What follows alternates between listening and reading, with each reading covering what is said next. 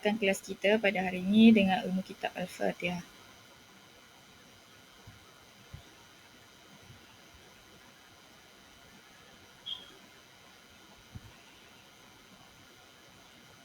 Okey. Sebelum kita mulakan pengajaran kita pada hari ini, saya nak tunjuk awak satu benda, satu perkara ni.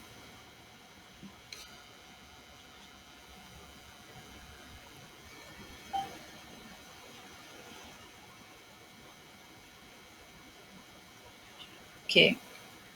Awak nampak kan saya punya skrin? Nampak, cikgu. Okey, dekat sini tajuk dia pelaksanaan dan pelaporan PBD untuk pertengahan tahun. Okey, pertengahan tahun ni sehingga bulan hujung bulan 6 ni, iaitu esoklah hari. Okey, kat sini dia cakap mohon semua murid dapat mengikuti kelas PDPR ini dan membuat tugasan yang telah diberikan. Okey, setelah siap tugasan, saya minta awak mohon murid untuk snapshot, tangkap gambar dan hantar pada saya untuk saya taksir awak, untuk awak saya berikan awak TP. So dekat sini awak boleh tengok ada bab 4, bab 1.1, 1.2, 1.3, bab 2, bab 3, bab 4 dan bab 5 pada hari inilah. Jadi saya nak awak snap modul, dah ada muka surat ni, awak snap dah hantar supaya saya boleh beri awak TP. Yang mana awak siap, kalau yang tak siap awak buatlah supaya saya beri awak TP lah macam dan hantar sebelum hujung minggu ni, hari Sabtu 3 Julai. Okey, lepas tu dekat bawah ni dia ada nota lah, bab 3, bab 4 dan bab 5. Okey, nanti link saya akan bagilah lepas kelas. Okey, pada hari ini saya tunjuk awak satu gambar.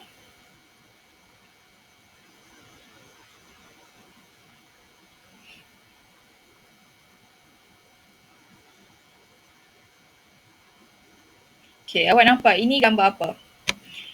Ada 3 orang, iaitu orang dewasa, orang remaja dan kanak-kanak. Dia sedang apa mereka sedang lakukan? Menyiram pokok bunga. Okey, menyiram pokok bunga, betul. Okey, gambar yang seterusnya, di tengah ni ada satu pohon pokok yang ada buah apple. Okey, pokok ini untuk pokok ini membuahkan hasil, dia perlulah ada cahaya matahari, air, tanah dan angin lah, udara yang bersih. Jadi, agak-agak awak, gambar pertama dengan gambar kedua, tajuk apa yang kita akan pelajari hari ini? Siapa tahu?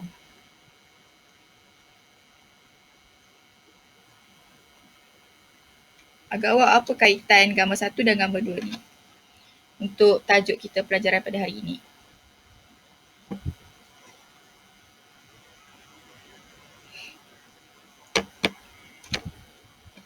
Ada boleh bagi saya tajuk apa?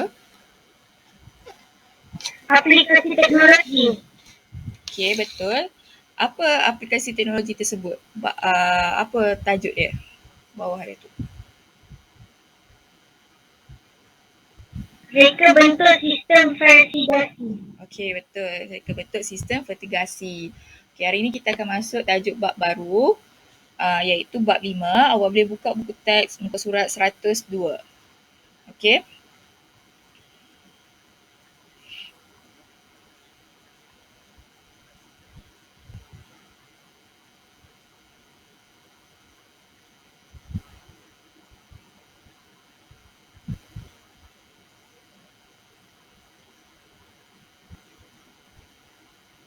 Okay, sebelum kita akan masuk dengan lebih mendalam bab 5 ni, saya nak tanya apa perasaan awak pada hari ini?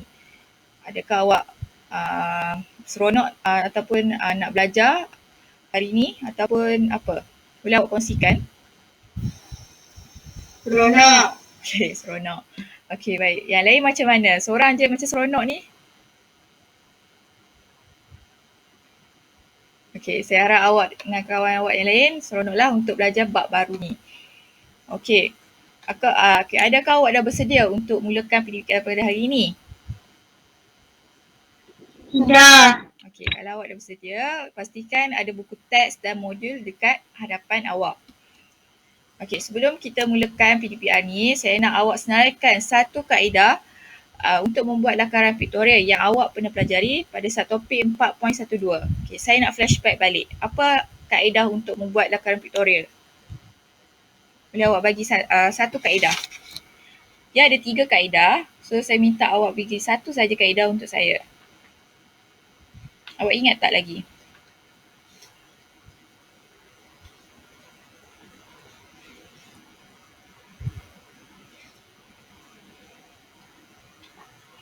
Awak boleh rujuk buku teks muka surat 74. Apa satu kaedah yang untuk membuat lakaran pictorial ni? Kaedah asas lakaran. Melakar garisan lurus. Okey. Betul, tapi untuk lebih tepat lagi, awak untuk kaedah yang untuk membuat lakaran pictorial ni ada 3, iaitu lakaran secara oblik, isometrik dan perspektif. Okey. Okey, boleh awak terangkan secara ringkas kaedah salah satu kaedah tersebut, iaitu sama ada kaedah oblik, isometrik ataupun perspektif. Okey, apakah lakaran tersebut? Lakaran tersebut berbentuk 3D. Okey, betul. Lakaran pictorial adalah merupakan lakaran 3 dimensi. Okey, kalau awak boleh tengok, lakaran 3 dimensi ni iaitu lakaran oblik. Contohlah lakaran oblik ni dia ada sudut 45 darjah. Sudut 45 darjah pada satu sisi kanan paksi, iaitu paksi mendatar X. Okey, ada X dan Y kan. Kalau mendatar X tu, di sisi belah kanan adalah untuk oblik sebanyak sudut 45 darjah. Okey. Kita masuk bab 5.1 iaitu reka bentuk sistem vertigasi. Okey, apa yang awak dapat untuk pelajaran pada hari ini iaitu awak akan dapat iaitu subtopik 5.11. Awak dapat mentarifkan sistem vertigasi iaitu awak tahu maksud apa itu sistem vertigasi. Okey, yang seterusnya iaitu 5.12.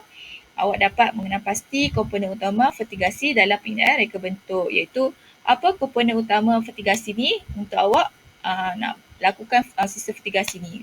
Okey, awak boleh buat juga dekat rumah awak. Dia sangat mudah. Okey, jadi kita masuk. Okey, apa itu sistem vertigasi? Iaitu dia menggunakan dia tanpa tanah, dia ada baja dan dia ada sistem pengairan. Okey. Okey, kita masuk pengenalan dia.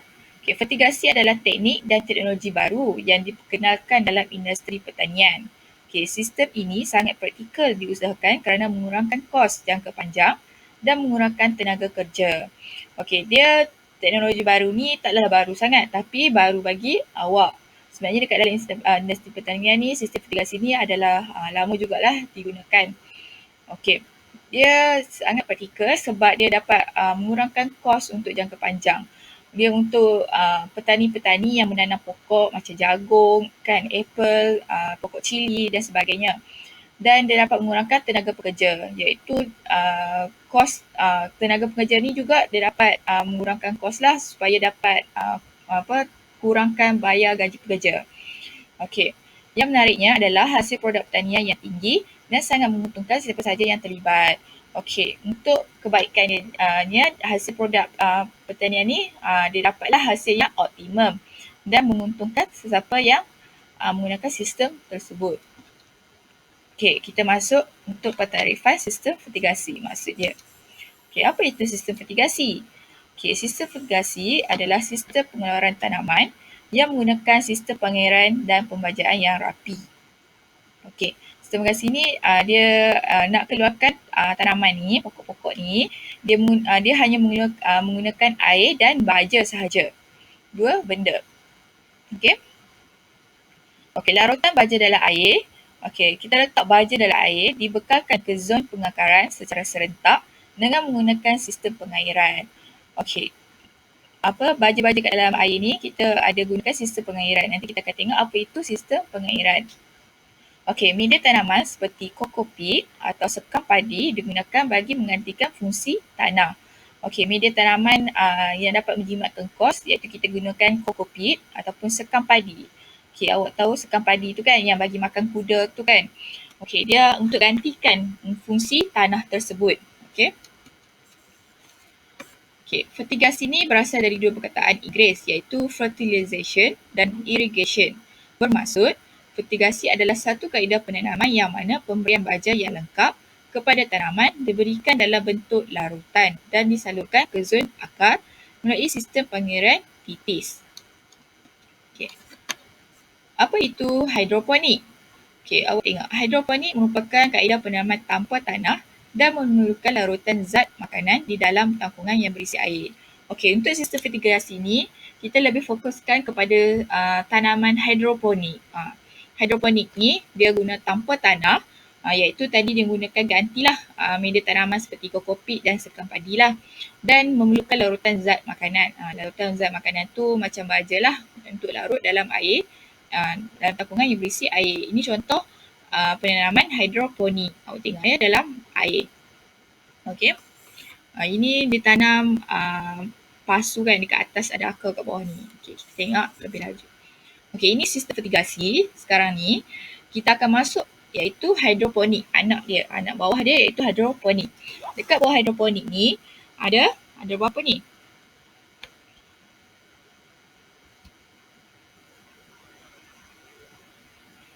Dekat bawah hidroponik ni dia ada 6 teknik. Iaitu awak boleh gunakan teknik aliran dalam, teknik aliran cetek, teknik takuk, teknik pasang surut, aeroponik, teknik pengairan tipis. Okey, mari kita tengok satu-satu apa itu teknik tersebut. Okey, kita tengok ya. Fertigasi merupakan salah satu daripada cabang hidroponik. Awak tengok fertigasi tadi kan. Carta tu bawah fertigasi ada hidroponik. Okey, antaranya ialah seperti teknik takung tadilah, teknik hidroponik, aliran dalam, hidroponik aliran cetek, pasang surut, aeroponik dan pengairan tipis iaitu teknik agregat. Okay, ada dua asas utama fertigasi iaitu ada baja dalam bentuk larutan dan sistem pengairan. Okey, awak boleh tengok buku teks muka surat 104 dan 105. Okey, ini hidroponik. Hidroponik dia ada gunalah tadi teknik-teknik, ada 6 teknik dalam, teknik pasang surut dan sebagainya. Okey, mari kita tengok yang pertama iaitu teknik aliran cetek. Awak tengok ini gambar raja teknik aliran cetek. Larutan baja disalurkan dalam palung yang mengelilingi akar tanaman yang ditanam. Okey, tengok. Larutan baja disalurkan dalam palung yang mengelilingi akar tanaman yang ditanam. Pam digunakan untuk menyalurkan larutan air baja ke dalam palung. Okey, dalam palung ni lah, dalam tak ni. Okey. Ini teknik aliran cetek. Okey, yang seterusnya teknik aliran dalam. Teknik ini menggunakan kaedah yang sama dengan hidroponik aliran cetek tadi. Perbezaannya hanya dari segi penggunaan saiz palung. Ini saiz palung iaitu lebih lebar dan lebih tinggi serta paras air pada akar. Tengok paras air pada akar. Lebih lebar dan lebih tinggi. Ini aliran cetek. Palung ni, bekas ni dia lebih kecil lah. Dan air dia cetek. Tengok. Okey. Manakala teknik yang ketiga iaitu teknik takung. Biji benih disemai pada media tanaman dalam bekas yang diletakkan di atas larutan baja pada takung. Okey, biji benih yang awak nak semai tu diletakkan pada media tanaman iaitu tadi kokopit ataupun sekam padi lah dalam bekas yang diletakkan di atas larutan baja pada takung. Tengok. Ni takung air kan. So, ni atas dia, media tanaman. Ni biji benih diletakkan di atas larutan tersebut. Okey. Jenis takung yang digunakan tidak telus cahaya, tidak serap panas dan tidak berkarat. Okay, ini jenis takung yang awak gunakanlah mesti tak telus cahaya iaitu cahaya tak dapat masuk dan tak serap panas dan tak berkarat. Okey, ini teknik yang seterusnya iaitu teknik pasang surut. Kita menggunakan alat pengatur masa yang digunakan untuk mengawal pengaliran larutan baja pada tanaman. Okay, kita ada alat atur masa tu. Kita nak set masa bila nak bagi baja dekat tanaman tersebut. Okay, larutan baja akan mengalir ke tanaman dan surut ke bawah serta masuk semula ke dalam takung. Awak tengok. Dia surut ke bawah, lepas tu dia masuk semula ke dalam takung. Dia ada aliran macam ni. Dia ada aliran bola alit lah atas bawah. Okay. Dia menggunakan masa. Okay. Yang terusnya iaitu aeroponik. Sistem aeroponik iaitu akar tanaman yang tergantung di udara. Tergantung di udara. Dalam ruang tanaman disembur dengan larutan baja secara semburan kabus melalui nozzle mengikut masa yang ditetapkan. Akar akan cepat menyerap nutrien. Inovasi terbaru dalam hidroponik. Aeroponik ni merupakan salah satu kaedah yang terbarulah, inovasi terbaru dalam kaedah hidroponik. Tengok ya, akar tergantung, ini semburan disembur ke akar-akar tersebut. Okey, ini ada masa dia. Dia akan bagi satu masa tu dia akan sembur dekat akar tersebut. Okey. Ini teknik pengairan titis, drip system. Okey. Teknik ini paling berkesan kerana bekalan air dan campuran baja dapat disalurkan terus ke akar pokok mengikut masa yang ditetapkan. Okey, pen titis, dripper masuk dalam setiap bakul tanaman. Okay, setiap bakul tanaman ni dia ada dripper, ada titis dia.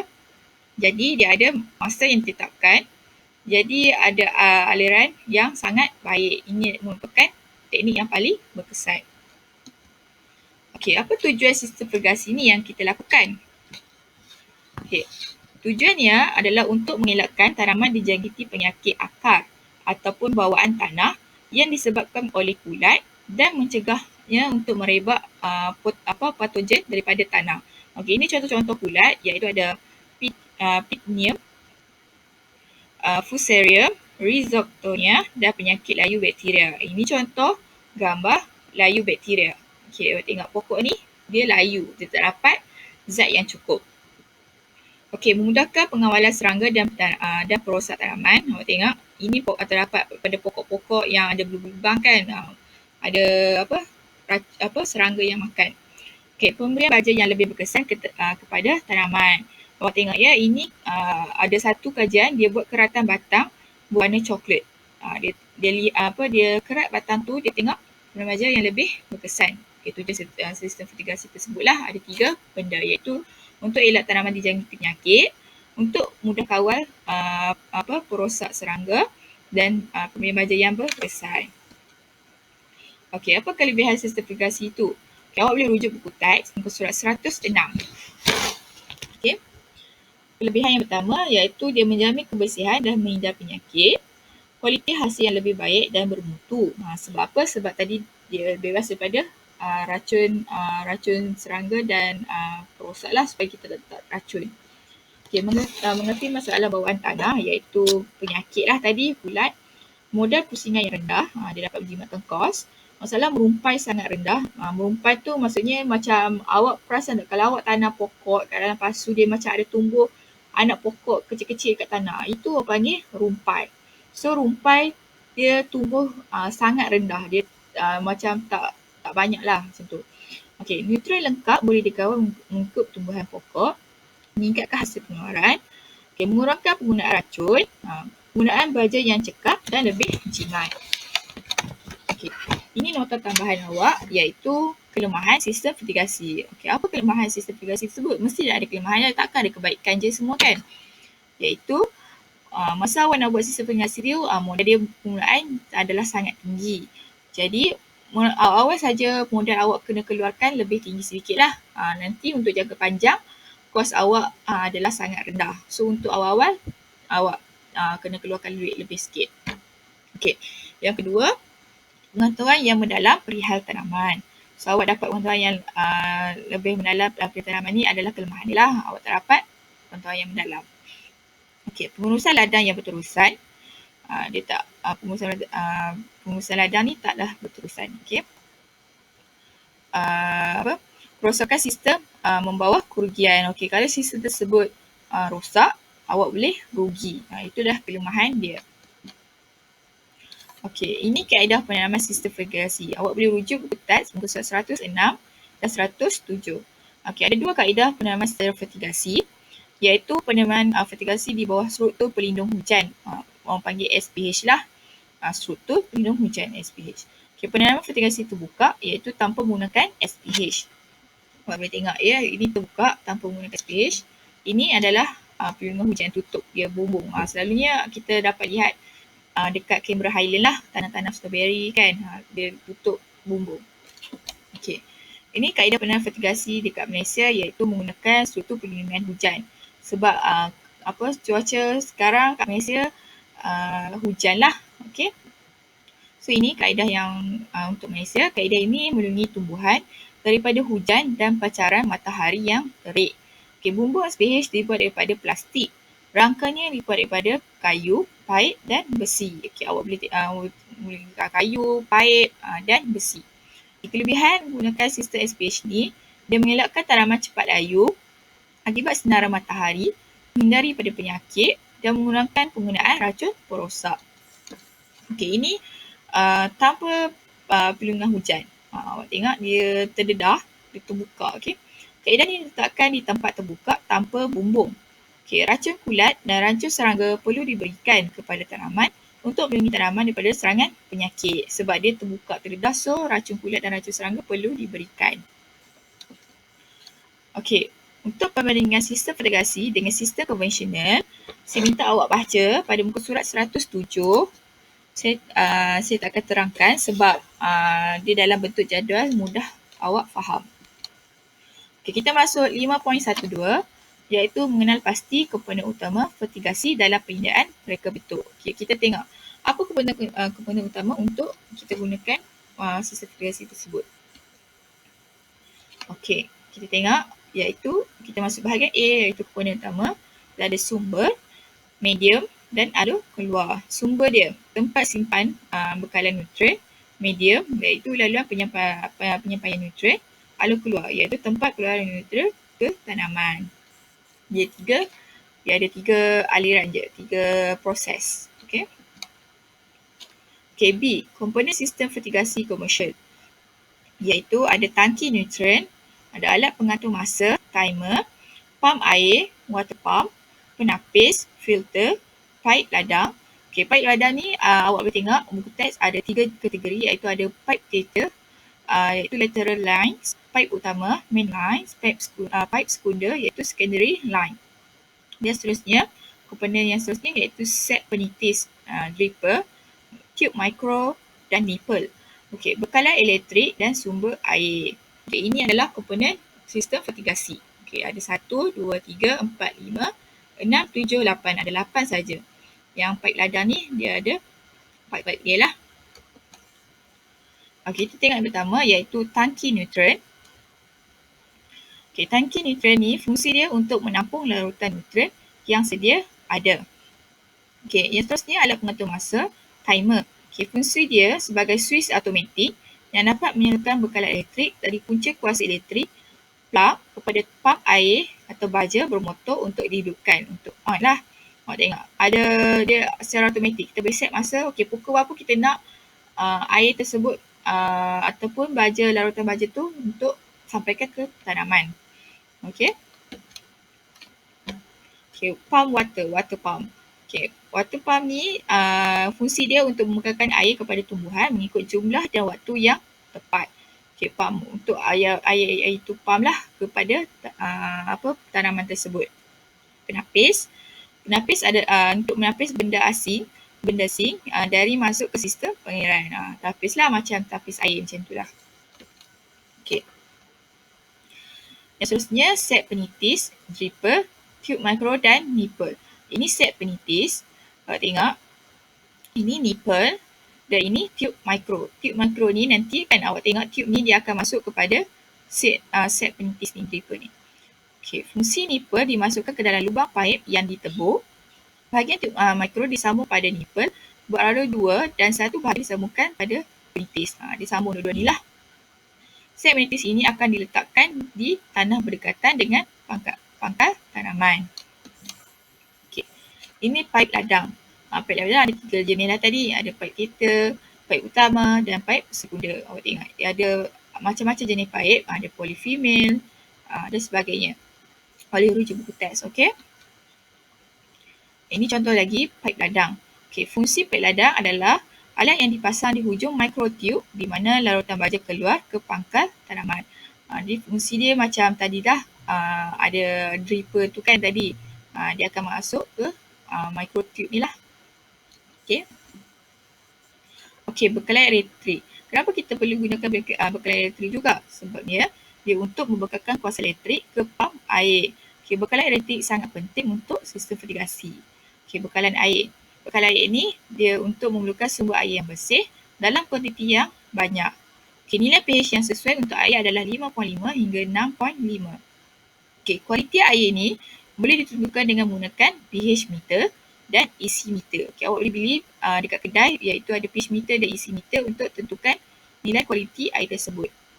Sumber-sumber air yang boleh digunakan untuk sistem fertigasi adalah sungai, kolam, tasik atau telaga. Okey, komponen asas. Komponen asas ada berapa ni? Ada 5. Iaitu tangki ataupun tong larutan baja, larutan stok baja, medium tanaman, biji benih dan alat pengukur. Awak tengok ya, ini untuk penyediaan stok baja. Dia ada baja A dan baja B. Ini untuk tong larutan baja, ada untuk baja A dan baja B. Okey. Okay, kita tengok. Tangki atau tong larutan baja, fungsi dia untuk menyimpan larutan baja lah. Tong ni untuk simpan larutan baja. Okay, larutan stok baja. Memekarkan semua mineral diperlukan iaitu nitrogen, N, fosforus, P dan kalium, K dan magnesium, Mg. Okay, ini contoh-contoh baja. Dia ada baja A dan baja B. Awak perlu larutkan dua-dua ni. Okay. Okay, medium teraman. Jadi ciri dia pegangan air 60% hingga 80%, pengendaraan 20 hingga 40%, kebolehan untuk penyusupan akar tanaman dengan baik, bebas penyakit, tidak mencemarkan alam sekitar. Contoh media tanaman adalah pasir, arang halus, habuk sabut. Kan selalunya kan kalau awak pergi dekat rumah ataupun rumah awak sendiri akan letak sabut dekat dalam pasu bunga tu supaya kelembapan air lebih serat lah untuk tanaman tu. Menggunakan sekam padi dan abu. Ini contoh kokopit, sekam bakar. Kita campur dua ni dapatlah campuran media. Ini contoh media tanaman kokopit dengan sekam bakar. Ni yang kita akan letak sebagai jadi baja dia. Okey, biji benih. Mestilah yang baik dan berkualiti untuk penghasilan tanaman yang berkualiti. Okey, biji benih awak perlulah tengok beza pack lama dan pack baru. Macam mana nak mengesahkan benih yang asli lah, ori. Macam mana nak tengok. Okey, boleh rujuk buku teks juga. Okey, alat pengukur. Okay, fungsi untuk alat pengukur ni dia untuk mengukur kepekatan baja atau pH pada tanah. Nama pun alat ukur lah, mesti kita nak ukur sesuatu. Okay, ini contoh EC meter. Ya, ini contoh EC atau pH meter. Iaitu waterproof portable dan ada temperature meter lah. Ini contoh EC meter dan pH meter yang terdapat dekat pasaran. Banyak jenis. So awak boleh pilih yang mana kesesuaian pada pokok tersebut. Okey, pemilihan jenis dan varieti tanaman iaitu ada suhu, kelembapan udara dan tahap pengurusan. Okey, terdapat banyak varieti tanaman hybrid juga boleh ditanam seperti cili, tomato dan rock melon. Okey, biji benih perlu disemai terlebih dahulu sebelum dipindahkan ke dalam polybag. Okey, awak perlu semai dulu biji benih tu sebelum awak boleh pindahkan ke dalam polybag tu lah. Polybag tu macam mana? Okey, macam ni lah bag. Sama ada warna putih, hitam. Okey. Pengurusan tapak dan alatan. Okey. Awak perlulah pilih tapak yang sesuai iaitu yang rata. Amat penting supaya aliran baja adalah sama dan kuantiti yang seragam. Jangan ada tapak tu macam sat tinggi, sat rendah. So, takut tanaman tu tak dapat aliran baja yang samalah. Okay, sumber air yang bersih seperti sungai, kolam, air parit atau telaga perlulah awak uji dahulu nilai pH-nya sebelum digunakan. Okay, anggaran kos termasuk pengairan, media tanaman, racun serangga dan racun kulat. Okey, pengurusan sistem pengairan. Kita masuk macam mana nak uruskan sistem pengairan tersebut. Okey, sistem pengairan adalah nadi utama dalam sistem fertigasi. Okey, fungsi utama sistem pengairan adalah untuk mengairkan nutrien kepada tanaman. Bagi pengeluaran tanaman secara fertigasi, pengairan yang digunakan ialah secara titisan. Okey. Pembekal larutan baja dilakukan mengikut masa yang ditetapkan dengan bantuan alat mengatur masa timer tersebutlah. Kegerapan dan tempoh masa setiap titisan bergantung kepada jenis tanaman dan peringkat umur tanaman tersebut. Okey. Berapa kerap dan berapa masa awak perlu titiskan, dia bergantung kepada jenis tanaman yang awak tanam lah dan peringkat umur tanaman tersebut. Dalam tempoh penitisan yang panjang, jumlah larutan baja yang diberikan akan melebihi kemampuan bagi kokopit untuk menyerap dan menyimpannya. Okey, terdapat sistem pengairan boleh dibahagikan kepada 3 bahagian, iaitu sistem pengairan percikan, sistem pengairan semburan kabus dan sistem pengairan titis. Okey. Kita tengok sistem pengairan percikan ni selalunya untuk rumput-rumput kat bawah tu kan selalu orang nak siram dia kan. Semburan air dilakukan kepada nozzle yang berputar 360 darjah dan jatuh ke permukaan tanah seperti air hujan. Okey, sistem pengairan semburan kabus. Okey, penggunaan jenis nozzle yang lebih halus untuk menghasilkan semburan kabus. Sistem pengairan ini biasanya digunakan untuk tanaman sayur-sayuran. Okey, manakala sistem pengairan titis, dia memberikan air terus ke zon tanaman akar dengan tekanan yang rendah. Kekerapan air yang dibekalkan adalah ditetapkan dengan menggunakan penitis. Ada penitis tadi tu lah yang saya tunjuk kat awak tu. Sistem ini menggunakan air dengan berkesan dan menggantikan tanah dengan sekam padi atau kokopit. Jadi untuk sistem pengairan titis ni dia adalah sangat berkesan lah untuk jenis-jenis alergi 2 ni dia kuranglah sikit. Okey. Okey, untuk langkah-langkah penguasaan sistem fertigasi ni, yang pertama, awak perlulah menyediakan lakaran reka bentuk sistem fertigasi tersebut. Okey, untuk pemasangan sistem fertigasi, awak perlu rujuk kepada lakaran reka bentuk sistem fertigasi yang telah dibuat lebih awal. Okey, untuk langkah-langkah penguasaan sistem fertigasi ni, awak boleh rujuk buku teks iaitu 114 hingga 119. Saya tak akan masuk lagi langkah-langkah untuk pemasangan sistem fertigasi ni sebab kita akan masuk next topik. Awak perlukan sediakan lakaran dulu, baru awak boleh pasang sistem fertigasi tersebut dan kita akan tengok macam mana langkah nak pasang tersebut. Ini contoh sistem fertigasi lah. Awak tengok ada banyak pipe-pipe untuk sambung ke aliran-aliran tanaman. Ini dia punya tong lah, tangki nutrien. Okey. Itu saja setakat ini. Harapan cikgu semoga awak dapat memanfaatkan segala ilmu yang saya kongsikan tadi. Okey. Setakat ini awak ada soalan? Tak ada. Okey, kalau tak ada, boleh awak kongsikan rumusan awak dapat pada hari ini. Okey, apa boleh awak share apa sistem fertigasi tu?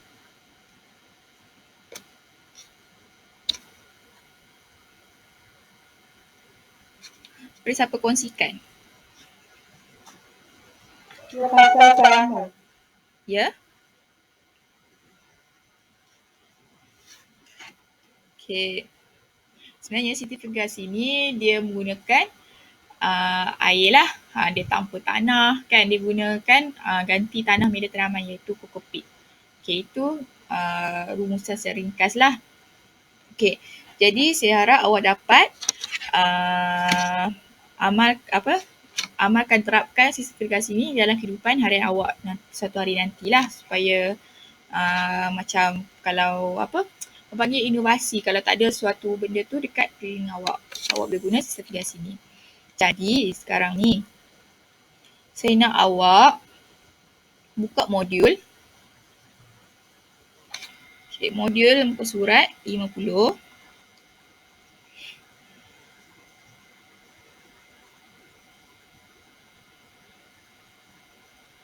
Okay, modul muka 50. Saya nak awak buat nombor 1 iaitu dia cakap pilih dari A dan E untuk melengkapkan definisi. Apa definisi tersebut? Kalau awak dapat lengkapkan, awak dapatlah automatik TP1. Okey, untuk nombor 2, dia suruh lengkapkan peta pokok kat bawah, iaitu apa tujuan awak tanam sistem fertigasi tu. Okey, yang ketiga, awak padankan komponen utama sistem fertigasi dengan penerangan yang betul. Okey, kat sini pun awak dapat TP1. So, jadi awak padankan komponen sistem fertigasi dengan penerangan dia lah. Okey, sumber untuk apa? Medium untuk apa? Ada pula untuk apa? Okey. Yang seterusnya, muka surat yang kedua. Awak tengok muka surat yang muka surat 51. Dia cakap nombor 4, dia cakap lengkapkan jadual berikut dengan menulis nama komponen sistem fertigasi. Ini awak dapat TP yang kedua. TP yang kedua ni, dia suruh lengkapkan jadual ni Ni fungsi dia. Okay, apa nama komponen dia? Contoh dia kata napis benda asing. So apa komponen dia? Okay, nombor 5. Berikut merupakan komponen sistem fertigasi komersial, iaitu ada tube mikro, nipper dan set penitis, dripper. Okay, so dia suruh padankan A, B dan C ni pada petak yang dah disediakan. Awak tengok, dia letakkan di tanah berdekatan dengan pangkal teraman apa dia, A, B ataupun C. Okay, so awak tulis. So automatik awak akan dapat TP kedua. Okay, nombor 6. Berikut merupakan bahan penyambungan pipe kita. Okay, ini contoh, ini ada pipe A, B dan C. Okay, awak padankan ini pipe apa dan pipe apa. Awak boleh tengok. Ni bentuk apa? T. Ni apa? Lurus. Ni bentuk L. So awak boleh buat ni A, B ataupun C. Okay. Jadi sekarang pukul 2.58. Saya bagi awak masa sampai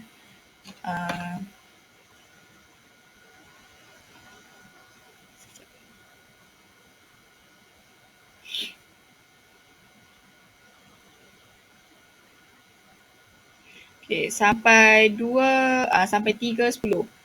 Okay, 3.10. Sama ada awak nak stay dalam ni ataupun awak nak left dan masuk balik 3.10. Supaya 3.10 tu saya boleh ambil kehadiran awak. Okay, awak boleh buat.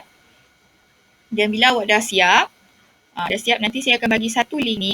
Awak akan hantar dekat sini, bab 5. Awak klik kat sini, nanti dia akan keluar untuk tugasan tersebut. Okay? So, jadi awak boleh buat. Boleh buatlah sekarang. Okay. Saya ada dekat sini je kalau awak ada tanya apa-apa soalan.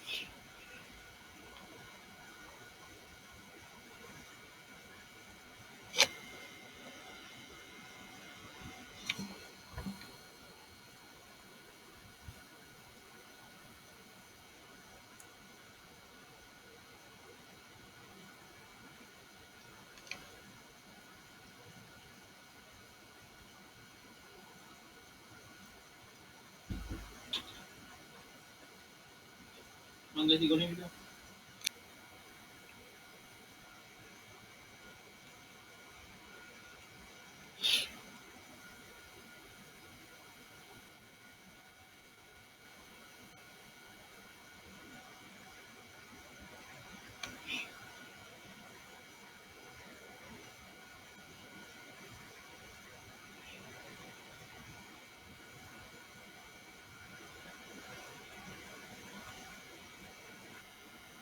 Siap. Dah siap? Okey, kalau dah siap. Okey, kalau dah siap. Buat sampai slide 21 kan?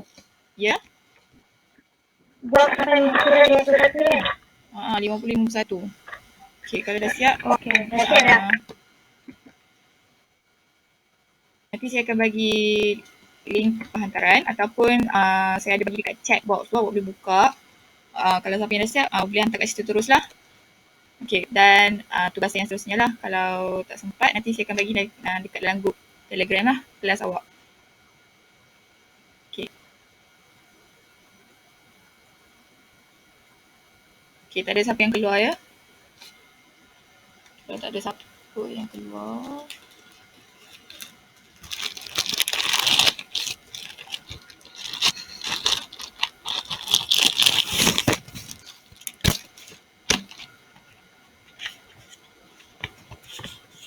Okay, untuk yang tugasan tu, kalau macam Syazwani kan, Christina ke kan selalu hantar tugasan dekat saya yang form tu. Kalau awak dah hantar, awak tak perlulah hantar lagi. Tapi kalau awak nak hantar sekali lagi pun boleh juga. Tapi sebab yang awak hantar tu saya dah ambil, dah saya dah kira lah.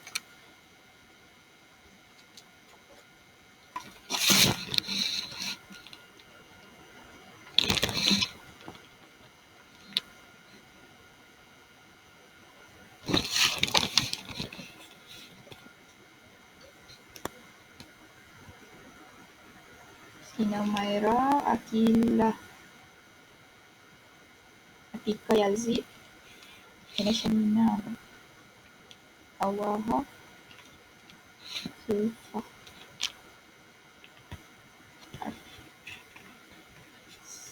Atika Azhar, Syazwani. Okay, tadi saya tak panggil nama. Hasiati ada? Hasiati tak ada. Amira Balkis tak ada. Zulaika ada. Ain Sarah. Okay. Ada saya tak panggil nama? Okay, semua panggil. Okay, kalau yang belum siap, awak siapkan tugasan. Nanti saya akan bagi link tu dekat dalam grup kelas awak lah. So, awak boleh hantar kat situ supaya saya boleh bagi TP dekat awak supaya awak ada markah nanti. Okay, itu saja kelas hari ini. Terima kasih untuk orang yang join kelas hari ini. Dan siapkanlah tugasan modul tersebut. Okay. Lepas tu kalau awak rajin, awak buatlah kerja rumah muka surat 56. Sebab yang tajuk tu awak dah belajar. So awak nak buat boleh buat dan hantar sekadar dekat dalam link tersebut. Okay. Terima kasih, itu saja kelas kita hari ini. Terima kasih cikgu. Jumpa lagi. Okay, sama.